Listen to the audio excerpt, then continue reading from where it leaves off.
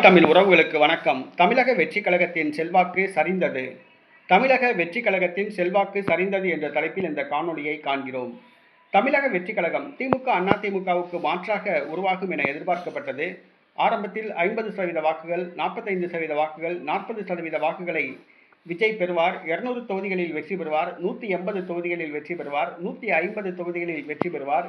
தனித்து ஆட்சி அமைப்பார், கூட்டணி ஆட்சி அமைப்பார், முதலமைச்சராவது உறுதி என்றெல்லாம் கருத்து கணிப்புகள் தெரிவித்தன.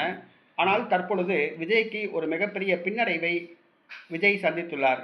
அவருடைய மனைவி விவாகரத்து பிரச்சனை மற்றும் அவருடைய கட்சி கட்டமைப்பு இல்லாதது, கட்சி கொள்கைகள் தெளிவாக இல்லாதது, பொதுமக்கள் பிரச்சனைகளுக்காக விஜய் குரல் கொடுக்காதது, போராடாதது, இவை விஜய்க்கு பொதுமக்கள் மத்தியில் அதிருப்தியை ஏற்படுத்தியுள்ளது. தற்பொழுது உள்ள கருத்து கணிப்புகளின்படி நடிகர் விஜய் தான் போட்டியிடுகின்ற 2 தொகுதிகளிலுமே தோல்வியடைவார் என கருத்து கணிப்புகள் தெரிவிக்கின்றன. அடுத்ததாக தமிழக வெற்றிக் கழகம் 9 முதல் 13% வாக்குகளைத்தான் பெறும் என கருத்து கணிப்புகள் தெரிவிக்கிறது.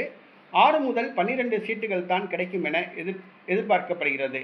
தமிழக வெற்றிக் கழக தலைவர் நடிகர் விஜயே அவர் போட்டியிடுகிற தொகுதியில் தோல்வியடைவார் என கருத்து கணிப்புகள் தெரிவிக்கின்றன. தமிழக வெற்றிக் கழகத்தின் செல்வாக்கு சரிந்துள்ளது. நடிகர் விஜயை பார்க்க வருகின்ற தொண்டர்கள் களப்பணிகளில் ஈடுபடவில்லை. இது விஜய்க்கு பின்னடைவு. விஜயை பார்க்க வருகிறார்கள், ஆனால் தேர்தல் களப்பணிகளில் அந்த ரசிகர்கள் ஈடுபடவில்லை. இது விஜய்க்கு பின்னடைவாக கருதப்படுகிறது.